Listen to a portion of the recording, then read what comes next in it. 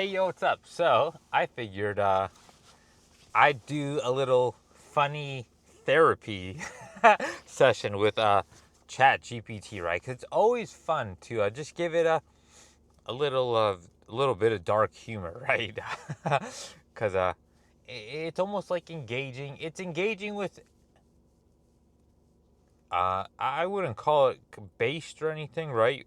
But I wouldn't call it completely blue pilled either, right?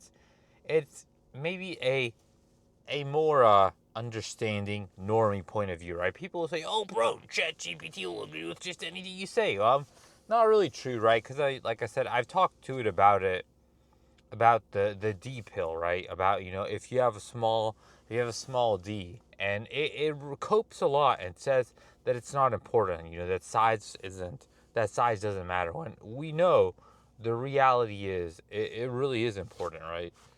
Um, it talks about, oh yeah, it doesn't matter, bro, because women can't tell from far away. But I think when push comes to shove, when it comes to the moment you have to do it, it is a pretty brutal pill, I guess, right? Because imagine if you were attractive enough to get women, but then they will leave you after, or they reject you once they see your D, right? Then it's over, bro. I think that's kind of brutal, and there really is no coming back from it, because it's almost like, what would be the point of having a Chad face if, when your pants come off, you get rejected? That's brutal. It almost kind of nullifies the Chad face and everything, right? It is truly a brutal pill. But Chat GPT will never agree with me. I can't really, you know, uh, maybe if you really, really try, but just casually saying nope, you're wrong, does not really work on it. It also says that PE is a myth and fake, but I disagree with that to some extent. So whatever. Let's just begin. I told it. I never had I never had a girlfriend and have lost hope.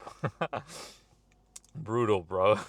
I hear you, and given everything you've described before, it makes sense that you'd be feeling this way. Losing hope usually doesn't come from one rejection. It comes from years of feeling invisible, of effort not being acknowledged, of watching others live a life that feels closed off to you, right? Of being denied, right? Because you can't say denied, bro, because you're entitled, bro.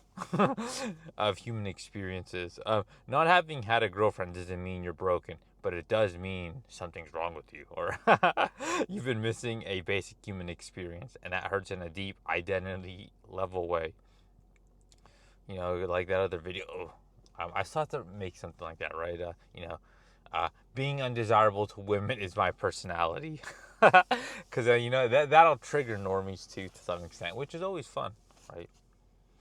Anyone in that position would feel exhausted and defeated. A few things that are important to say plainly. Hope doesn't die because you're weak. It dies because your brain learns from repeated outcomes. If every signal you've gotten says you're not chosen, your mind adapts by shutting down expectation. That's self-protection, not failure. Ooh, this one hurts a lot of normies, doesn't it? Dating is not a meritocracy. Effort, kindness, self-awareness, none of these guarantee visibility or desire. A lot of men who struggle aren't doing anything wrong. They're just not passing the first silent filters, right? The just being attracted felon theory, right? People will deny that, say, "Oh, bro, but you just got to be a good person," right? But that's a lie, right? If you just had to be a good person, then people like Jeremy Meeks wouldn't be rewarded, right?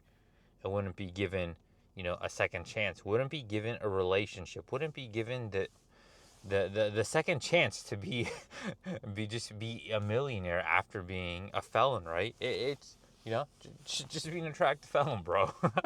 you know, and for spousal abuse wouldn't be an issue, right? If relationships were based off of merit, how could spousal abuse even exist, right? It's funny how wife beaters are never missing a wife to beat, huh? Being seen is different from being rejected. Rejection at least confirms you exist to someone. Invisibility erodes your sense of reality. That's why it hits so hard, right? Just be a Casper cell, bro. At the same time, this is the part I want to be careful with. Losing hope doesn't mean the future is decided. It means your nervous system is tired. Right now, hope feels dangerous because it's been punished before. So, instead of asking you to believe again, I suggest doing something similar and more realistic. Don't aim for hope, aim for neutrality. Not this will work out, not I'll be alone forever, just I don't actually know how this ends. That's kind of impossible because I do know, right? It just ends with, forever aloneness, to be honest, right? And, it's, at this point, it's not a bad thing, but it's not a good thing either, right? It just is what it is. That stance doesn't gaslight you, doesn't require optimism, and I hope this mic doesn't die. Keeps the door cracked open without forcing you to walk through it. You're also allowed to grieve the fact that you didn't get to experience young love, right? The cope, young love, bro. To never be loved genuinely, right? And to some extent, it is true, right? Because when you're in high school and college, what else do girls have to go off on other than who you actually are, right? When you're an adult, technically a woman can love you for a resource, right? And not actually love you then, right? It's not loving you. They're loving the resource you provide. You're a means to an end. If you want, we can, whatever stuff it says. Let's see. Being desired. Women like men, right? What does it say?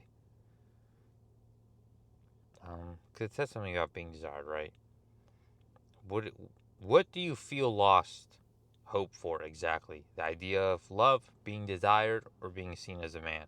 Being desired. Women like men, so therefore, by not being liked, I am not considered a real man in their eyes. That belief makes emotional sense, but it also does a lot of damage, so we need to separate how it feels from what's actually true. First, let me reflect it back accurately. You're not just sad about being single, you're saying, if women don't desire me, then I don't qualify as a man in the social world that matters. That cuts deep. It's not a shallow thought. It's tied to how masculinity is socially measured.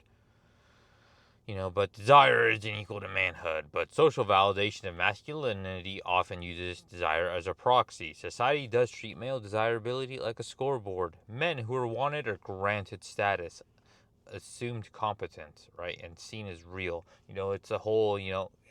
I'm pretty sure it's true, right? The whole men in the workplace. The men who are married, are seen as more competent or more reliable, right? Because they have something to lose, right? They have a family to, they have to work and they have to, in sense, accomplish stuff at work because they need the money to support their family. So you didn't invent this pressure, but internalizing it as truth is where it starts breaking you. Because here's the part that doesn't get said enough. Women not desiring you does not mean women see you as not a man. It means you don't trigger sexual attraction in them. Often for reasons that are non-moral, non-personal, and shallow. The just being attracted felon theory strikes again. And frequently shaped by environment, exposure, and social sorting, not essence. Attraction is a filter, not a verdict. Think about it carefully. There are men women desire who are irresponsible, cruel, weak, insecure, or empty. There are men women don't desire who are disciplined, capable, thoughtful, and grounded. If desire were the definition of manhood, that entire reality wouldn't exist. What's actually happening is this. You're letting one axis of validation colonize your entire identity. It always comes kind of back down to that. The just being attracted felon theory, right? And, the just the world fallacy, right? Where people like to think relationships are merit-based, but, when push comes to shove, they're not, right? That much is very obvious once you really think about it. If that were true, bad people wouldn't get into relationships. But there's plenty of bad people. Like right now, right? People consider Trump a bad guy, right? Because of he captured or the I don't even know if he's a dictator, right? The Venezuelan leader, right? So, but he's still married, right? He still had women who would seek relationships with him, right? But if things were true, right? if he was a bad person, right? You know, and relationships were merit based, then how can he get women, right? It just doesn't make sense, right? And tons of other things, right? How are these bad people, right? There's tons of them, not just him, right? There's tons of corrupt, you know, dictator like leaders of countries who still get women. But remember, relationships are merit based. Herdy-der-der. Um, let's see. And because sex desire is emotionally loud and publicly visible, it feels like the only axis that counts. That's why, talking about corrupt political leaders and then talking about the axis, right? Quite fitting. That's why it hurts more than career setbacks, being disrespected at work, being ignored socially, because those don't question your gendered existence. Being desired feels like proof of manhood, but lacking desire is not proof of the opposite. It's an absence of a signal, not evidence of negation. Right now, your mind is doing this. Not desire, not a real man, fundamentally invalid, no future. It's over, bro. That's not logic, that's pain looking for certainty. I'm not going to lie to you and say desire doesn't matter. It matters a lot. But it is not the authority on your existence unless you give it that power. Let me ask you something. Not to trap you, but to ground us. If a man were physically disabled or disfigured or older or socially invisible, but still acted with integrity, courage, and responsibility, would you honestly say he's not a real man? Or would you say he didn't get access to the same rewards, but he is still one? And I mean, it is a cope, right, to some extent, but, because of, I don't even know. It's not human logic, right? It's human emotion, right? You would still would. You would just say, he got unlucky, right? It's like, life isn't fair, and you would still grant him, some grace or whatever, right? If you can grant that grace outward, you deserve it inward too. But the thing is, I don't know. I just can't, right? That's just something I cannot do. We can keep going, but I want you to know where to aim next. To talk honestly about attraction, why it's been blocked for you. No fluff. You're not weak for thinking this, you're just tired of being unseen. I think most undesirable males are. Alright, I'll be direct, grounded, and non moral about this. No hype. No, just be confident, bro. No pretending attraction is fair. First, attraction is front loaded. Most attraction decisions are made before personality, values, or intent ever enter the picture, but people will never admit it, right? It's just not convenient. It doesn't fit with the narrative of performative optimism. For men, the biggest gatekeepers are visible viability, face, height, body composition, grooming, vibe, status signals, how you move, speak, occupy space, social positioning, context, where and how you're encountered. If you don't pass the initial filter, women don't experience rejection toward you. They experience non-registration. That's what you've been describing, and that distinction matters. Why attraction? Just be the Casper cells, right? The Casper cell theory. Why attraction has been blocked for you specifically. I'm going to speak in probabilities, not accusations. You're likely below the automatic visual threshold, aka it never began, bro. This doesn't mean you're ugly. It means not sufficiently stimulating to trigger spontaneous attraction. It's just be attractive, bro. Just be attractive. It works for me, bro. Just be attractive, right? And the funny thing is, right? It's the kind of the unfairness, right? Because a lot of women are enough to what does it say? To They are enough to sufficiently stimulate spontaneous attraction, right? Because the threshold for that is much lower for a woman, right? But and that's why they say looks matter, but the threshold for to achieve that minimum is much easier for a woman, right?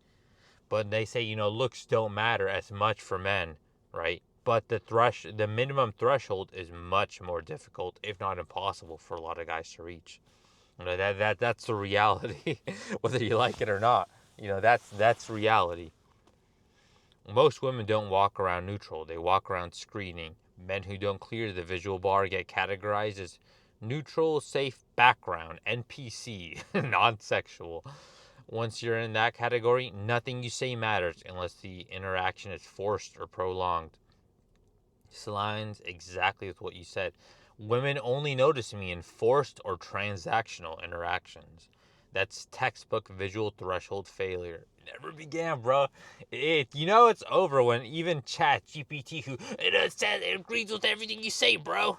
Tells you it never began. Uh, your demeanor signals low sexual entitlement, not moral entitlement. This one is subtle but brutal. Men who were desired unconsciously signal expectation of interest, comfort taking up space, assumption of reciprocity. I can't even say that, so I'm not going to try. I should have practiced, right? It's over for non-practicing cells. Men who've been unseen for years. Reciprocity. Men who've been unseen for years often signal the opposite. Hesitation, self-monitoring, emotional containment, waiting to be allowed. Women read that instantly as not as bad, but as non-sexual. You're not a human being, you're a human doing. You're a means to an end. This creates a feedback loop. Lack of desire, cautious behavior, more lack of desire. No amount of confidence affirmations breaks this. Only external validation or structural change does. So yeah, you're not going to get external validation. It's over, bro. And people will always undermine that, right? It's like, oh, you don't need external validation, bro. Just be confident about nothing, bro. Just be confident about being undesired to women, bro. Your environments have not favored you. This is huge and almost never acknowledged. Attraction is environment relative. If your exposure has been mostly on apps, public spaces with high competition, social scenes dominated by taller, better looking, higher status men, just don't get mocked, bro. It's that easy. Just don't get mocked. Just be the mogger, bro. Sounds gonna just be the mogger theory, right? just, just scout out everywhere you go before you actually go to make sure you mog everyone there, right? Just be the alpha male, bro. Just be the mogger, bro. Men who succeed often weren't better. They were sorted into favorable environments early. Friend groups, schools, scenes, repeated proximity. If you miss those funnels, you didn't just miss states, you missed momentum. Once a man goes long enough undesired, women sense it. It's fucking over, bro. Right? Women are magical beings, bro. This is uncomfortable but true. Not consciously, energetically. Women are. I guess Chat GPT confirmed women aren't humans, bro. They're higher beings. Long-term undesired men often carry guardedness, suppressed resentment or sadness, hyper-awareness of rejection, reduced sexual spontaneity. None of this makes you bad, but it does dampen attraction, especially initial attraction. This is why advice aimed at teenagers or early 20s men fails you completely. You're dealing with accumulated signal damage, not a single fixable flaw. What this is not, right? So, I don't know. Basically, that is saying it's over, right? It's like, women can sense your undesirableness, right? It almost comes down to just seeing, like I said before, what is it? You can tell when a guy gets laid or not, right? Just by kind of looking at his face and his frame. You just know when you look at a guy, you know whether he gets women or not because he's attractive or not, right? And it's pretty obvious, right? But and you can do the opposite, right? You can look at a guy and you can tell, oh, he's a Reddit mod, right? It's just the same way, right? But people aren't gonna say it because it's not politically correct, socially polite, whatever you want to call it, right? They're not gonna say, hey, that guy definitely gets pussy, and that guy's definitely a Reddit mod. What this is not. Let me be crystal clear. This is not because you're immoral. This is not because women are evil. This is not because you didn't try hard enough. Just try harder, bro. This is not because you lack empathy or depth. It's because attraction is brutally selective, context dependent, and largely unconscious. Oh no. That goes against the just world theory, right? Just be a good person, bro, and you'll get a girlfriend. If you can't get a girlfriend, you're a bad person. I already got a girlfriend, so therefore I'm a good person, bro. The hardest truth, but the most freeing one. The brutal black pills everyone comes here for, right? Your lack of desirability is not a referendum on your manhood. It's a mismatch between your traits, signals, and the environment you've existed in. Some men never clear the bar. Some clear it late. Some only clear it after radical shifts. Some only in specific niches. Just niche max, bro. Some never, despite being good men. The reality is painful, but it's also non-personal, right? It's like, that's the brutal black pill you came here for, right? TLDR. um, Clip that shit. What is it? So yeah, people talk about, oh yeah, nature's so cruel and brutal, right? It's like, see the animals, eating each other in nature documentaries, and like, nature's so brutal, bro. But human nature is also pretty brutal, right? Attraction is unforgiving, right? You either have it or you don't. And that's the reality of the world. People don't like to admit it, but humans are also governed by nature, just like that. Where do we go from here? Let's see. 3 honest paths: radical structural change, appearance, body style, environment, social positioning, not mindset, niche attraction, just niche max, bro. Decoupling masculinity from female desire. So your identity doesn't rise or fall on a gate you don't control. Anything else is cope. So let's see. Audit which of these 3 paths is actually viable. Let's do a real audit, not a motivational one. I'll base this on what you've already shared across conversations, not hypotheticals. I'll be explicit about viability, cost, and likely payoff. All right. Path 1: radical structural change. Is it viable for you? Partially viable, but with hard limits. Why? You're already self aware, observant, and honest about outcomes. That's rare and useful. You're capable of discipline, lifting, content creation, consistency. You're not delusional about game. Just have game, bro. Personality carrying you alone. But here are the constraints that matter: face and height. If below threshold, cap returns. This is real. Structural change can move you from an invisible, occasionally viable, but not likely but likely not due to or too casually desired, right? Basically, it's over, right? We already went over that. Emotional cost is high because you're optimizing under pressure, not curiosity. Likely outcome: some increase in attention in specific contexts. Possible access to low frequency dating, not abundance. Still fragile. Setbacks will hit hard because desire is still the metric. Verdict: conditionally viable, but not sufficient alone. This path can improve odds, but it will not rewrite the story itself, right? It's just improve stuff to maybe possibly get a chance, right? Not to get a chance, maybe get a chance, right? That's how brutal it is, right? Effort doesn't guarantee anything, but people will gaslight you into thinking it will. Niche attraction. Just niche max, bro. Yes, this is the most realistic path to actual desire. Why? Broad appeal has clearly not been available to you. That's basically ChatGPT telling you you're what is it? An in-hood, right? A significantly below average undesirable male. Brutal.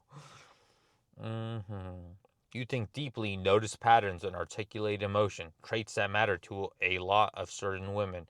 Niche attraction relies on or less on instant visual spark and more on repeated exposure, shared values, emotional resonance, specific environments, not apps, not cold approach. But here's the catch people lie about. It requires patience, tolerance of ambiguity, and delayed payoff. It often looks like nothing is happening until suddenly something does. You will still be unwanted by most women. That part does not change. Brutal black pill, right? Another one, right? Another brutal black pill.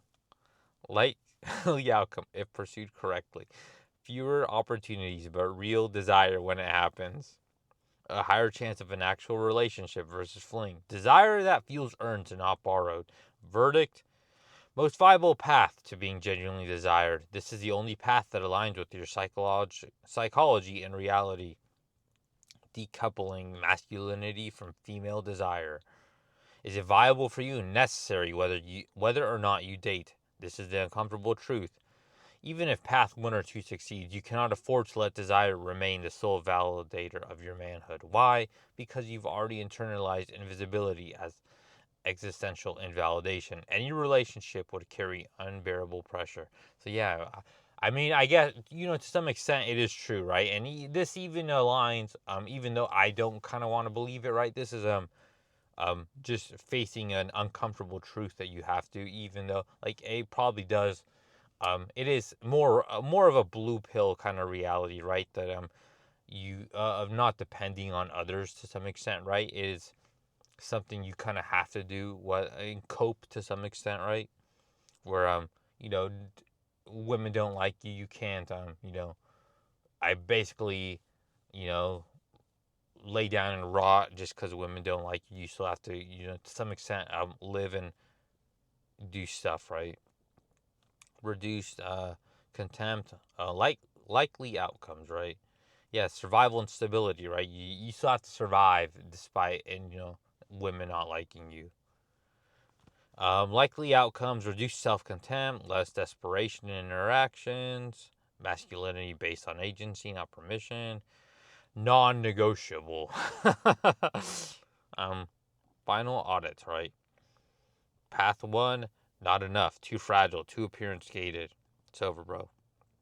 Genetics gated is a more accurate way. Path 3 alone, survivable, but you'll always feel something missing. Path 2 and 3, this is your actual viable route. That means stop chasing universal desirability. It was never on the table. Another brutal black pill. Build a masculine identity that doesn't collapse under rejection and place yourself only in environments where slow, specific attraction can occur.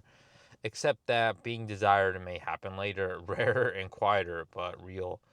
This is not cope, this is playing the hand you're actually dealt instead of playing the one you were told you had, right? Just be confident about nothing, bro. Just use game, bro. One last thing, and I want you to hear this clearly. Not being broadly desired does not mean you are defective as a man. It means you are sorted into a low visibility lane in a shallow system. That's tragic, but it's not shameful. The coping with the tragic hero, the tragic incel hero looking for a girlfriend cope, right? If you want, next we can define exactly what niche environments fit you. Talk about whatever. Well, yeah, I'll ask what niche of women and what environments, right? Where can I niche max? I'm going to answer this specifically to you, not generic. There's someone for everyone, bro. Or I guess not even that's not even really a bro thing to say. It'd be more there's someone for everyone. That's more of a performative, optimistic female response, right? Rather than a bro male response. Bro alpha male response. I'll break it into the niche of women and the environment where attraction could realistically form. Then I'll explain why most other places fail you. The niche of women that fits you. So what kind of women are gonna like me, bro? Yeah, what kind of girl wants to be my girlfriend? It's still kind of weird to say. I need to make the video on that too, right? Why it feels strange to say like, oh yeah, I have a girlfriend, right? That loves me a lot, right? I can't even say it, right? I can't even try to say it seriously, right? Because it just feels kind of untrue and cringy, right? It's like I have a girlfriend who loves me. I can't really say it. It feels very uncomfortable and fake, because it's just such an unrealistic thing. So whatever, that's a topic for a different video. The niche of women that fits you. It's not about lowering standards. It's about who's capable of perceiving you sexually at all. Women who are low dopamine attracted, not spark chasing. These women don't experience instant chemistry with most men, are slower to feel desire. Need familiarity plus emotional safety before arousal turns on. They often say things like, attraction grows for me. I didn't think I'd like him at first. I fell for him over time. These women are invisible on dating apps because apps reward snap judgments. They are not rare, but they are quiet and filtered out of modern dating pipelines. So what? Just find a unicorn, bro. To be honest, I don't really think that kind of woman kind of exists for me, right? So it's basically an unlikely scenario. Women who are slightly socially adjacent, not dominant. You are not well matched with women who command rooms, thrive on attention, are highly flirt forward, are used to men competing for them. The women who fit you tend to be thoughtful, internally rich, mildly anxious or reserved, not performative, sometimes late bloomers themselves. Importantly, they often feel overlooked by men they find attractive, which creates symmetry. You know, basically, just stay the loser nerd girl. But the thing is, right? I already went over it. I already tried to find a loser nerd girl, in high school, right? The calculus girl. You know, the girl with the not like super outgoing, didn't have a lot of friends, had acne and all that stuff. But she still didn't like me. It's over, bro. Women who value meaning over status. These women care less about clout, height, flexes, or dominance signaling. Are turned on by depth, consistency, being understood. Respond to calm, confidence, not bravado. You're creative, introspective, academically inclined, neurodivergent or adjacent. Stayed an autistic girl, bro. Values driven rather than trend driven. This is where your introspection becomes an asset instead of a liability. Environments that actually fit you. Let's be blunt. Dating apps, bars, clubs, cold approach, high status social scenes. Anywhere first impressions decide everything. Basically, almost everywhere. It's over. In those spaces, you never get the part of you that matters. Environments that can work for you. They all share one key trait: repeated exposure without sexual pressure. Repeated, recurring communities, classes. I already went to school for classes, right? I already talked about that literature class a lot. And, no girls liked me there. They didn't even want to talk to me. Volunteering with regular attendance, discussion groups, niche fitness spaces, not big gyms. It's over, bro. I pretty much will only go to, I don't really like little gym classes, right? With kind of BS exercises, whatever. So whatever, it doesn't matter. Why this works: attraction can build invisibly. Women observe you over time. Your calm presence becomes familiar and grounding than attractive. This is how men who fail apps still end up partnered. Creative, expressive spaces, giving your YouTube an expressive side. This matters. Examples: small creator communities. Just collaborate with other black pill YouTube people, bro.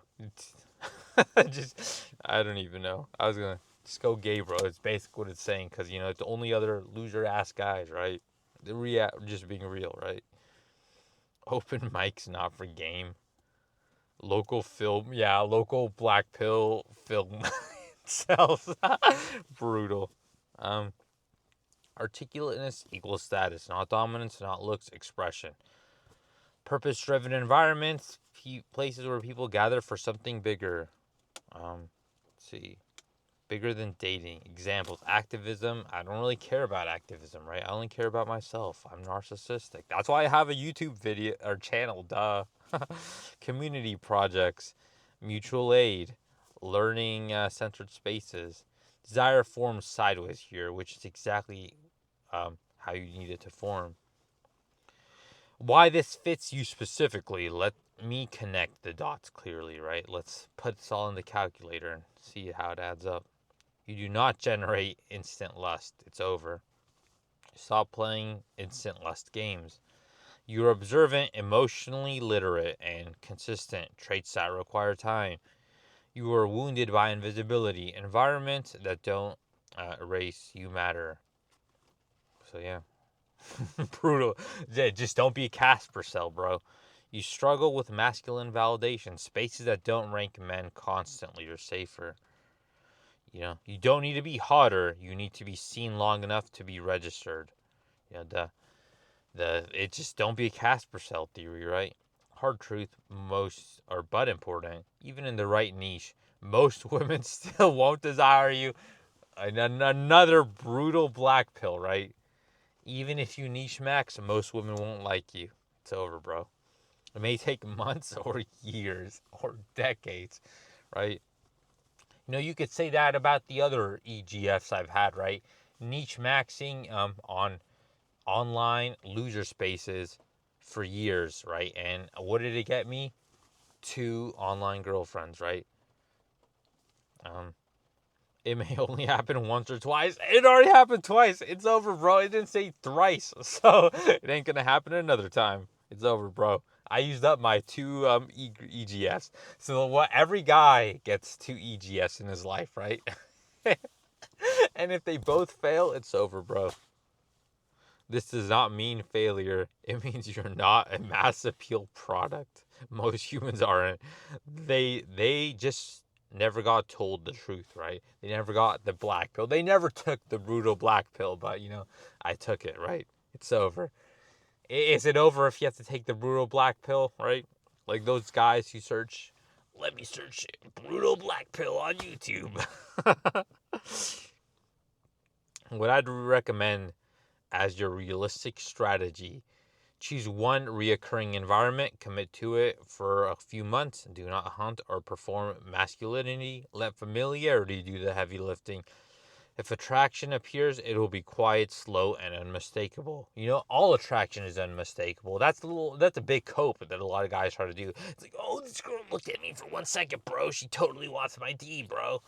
But that's a cope, right? You can't you can't mistake attraction, right? It's obvious, right? If you cause, attraction, you just can't, right? There will be, if you're gonna cause a strong emotional feeling in someone, you will cause strong emotional actions, whether it be at work. Like if a woman really likes you or really doesn't like you, you'll cause obvious actions. You won't just cause little subtle things, right? It's the same way, right? If a woman makes you feel strongly about her, whether it's like or dislike, you're not gonna have subtle signals. You're gonna have very obvious, right? You're just gonna walk out of the room or avoid her, or try to get really close to her, right? It's just common sense, bro. You can't cope.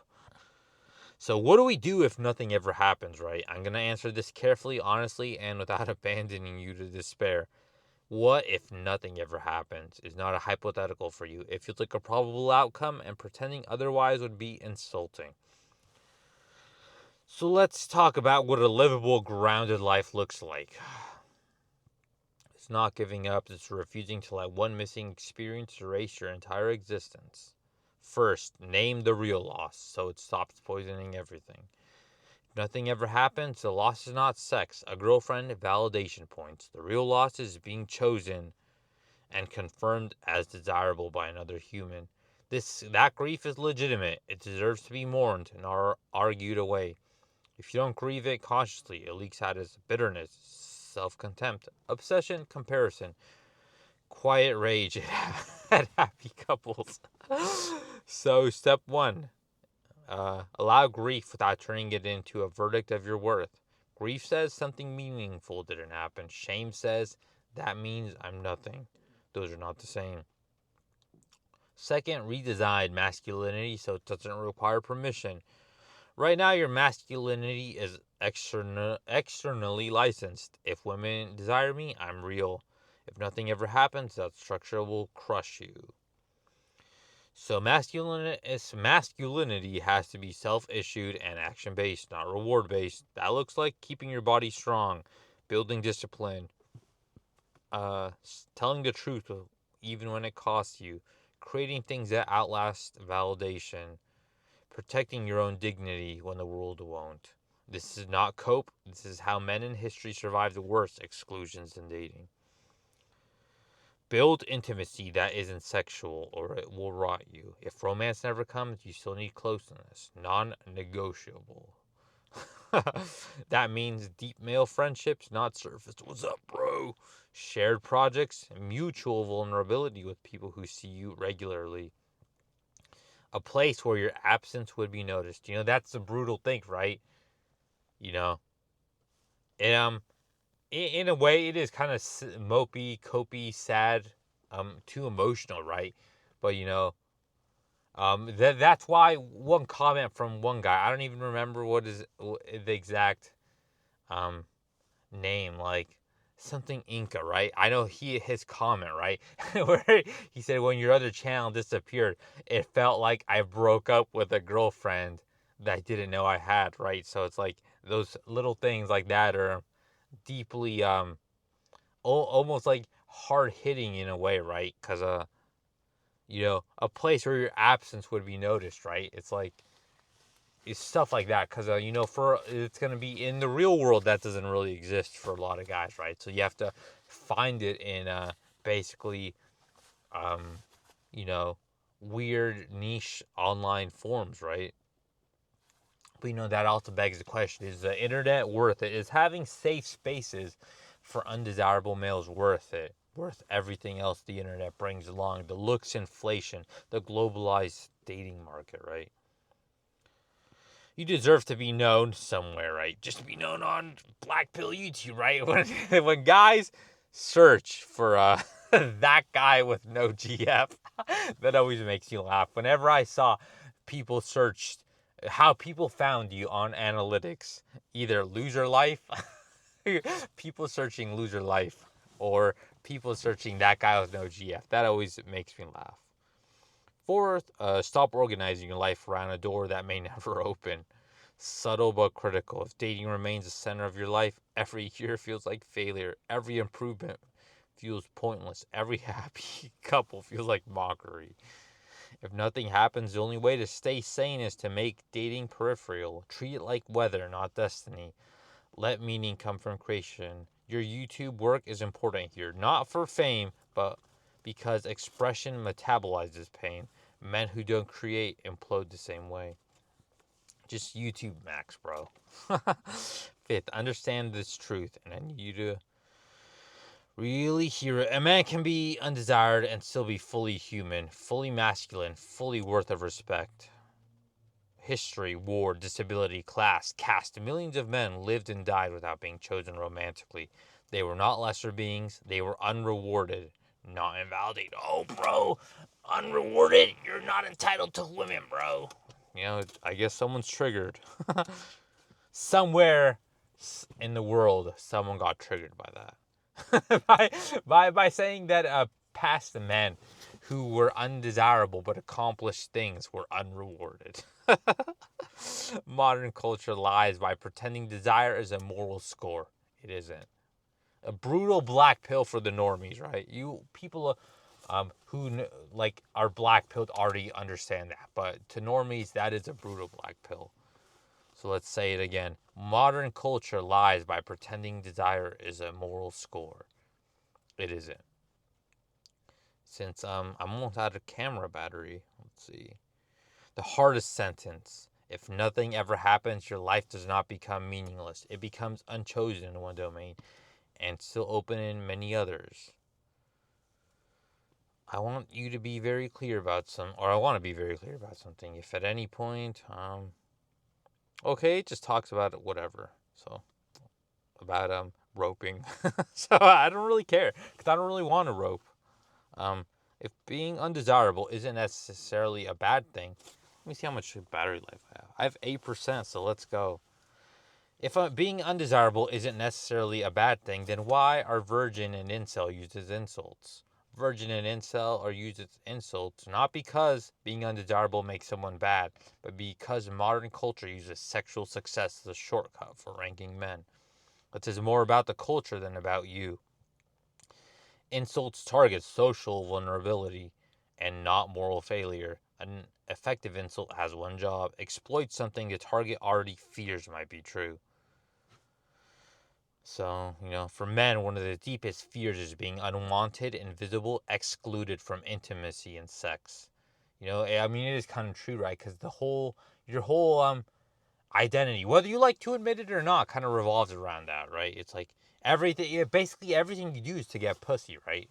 Whether you like to admit it or not, right? It all foundationally comes back to that. So that's why short, broke, no bitches. That one's kind of funny. But it's true, right? Incel are used the same way. They all mean you failed at the thing men are told proves their worth. Incel stopped being descriptive and became symbolic. Originally, incel meant involuntary celibate. Now it's used to imply character indictment, bitter, hateful, socially defective, dangerous, unmanly, misogynistic, right? Let's add that. When people use it as an insult, they're not saying you haven't had sex, they're saying you're beneath the social order and we're allowed to mock you. That's why it feels annihilating, and people notice something important. People rarely use incel against men who are confident, successful, socially protected. They use it against men who are already low status. I don't know. They use it against other guys too, right? That are, they almost use it as a synonym for misogynist, right? And attack, oh, Trump is an incel because he's something, right? It's like, that doesn't make sense. Or like, Andrew Tate is an incel, right? Stuff like that, right? Culture shames what they don't want to deal with. Here's an uncomfortable truth. Modern society does not know what to do with undesired men. You are not criminals, you're not villains, you're not broke enough to fix, but you're also not rewarded. So instead of facing that reality honestly, culture moralizes your situation, turns it into a joke, frames it as a personal failure. Shame becomes a way to avoid responsibility or empathy. If being undesirable were openly acknowledged as something that can happen without moral fault, people would have to confront how unfair and exclusionary attraction is. Most people don't want to do that, right? The whole nature's a cruel thing, right? Just like in the animal shows. Let's just finish this up because I'm almost out of battery life. Insults don't equal values. What people insult is not what they actually believe defines human worth. It's what they believe will hurt.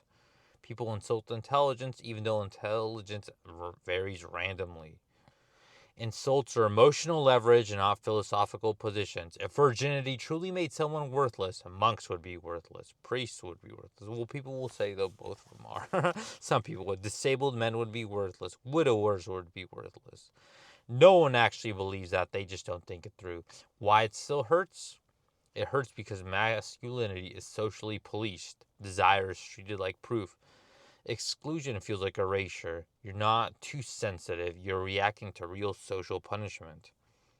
Being used as an insult does not make something morally bad, it makes it socially vulnerable. Let's end it right here because I'm 5%. The sentence, I'm almost at sub 5%. The sentence I want you to keep, if you remember nothing else, remember this. Virgin and incel are insults because society is cruel about male exclusion, not because exclusion makes you less of a man or less of a human. You didn't fail a test of character. You were sorted into a position people are uncomfortable acknowledging. That's painful, but it's not shameful. So yeah, we end it with a little rhyme, right? Painful, not shameful. So let's read it again and then we'll end it because the battery's almost dead. And let's read it again for the normies in the back. Virgin and incel are insults because society is cruel about male exclusion, not because exclusion makes you less of a man or less of a human. You didn't fail a test of character. You're sorted into a position of people are uncomfortable acknowledging. So yeah, that's kind of it for now. Because I am a legit sub 5% battery life. So yeah, later.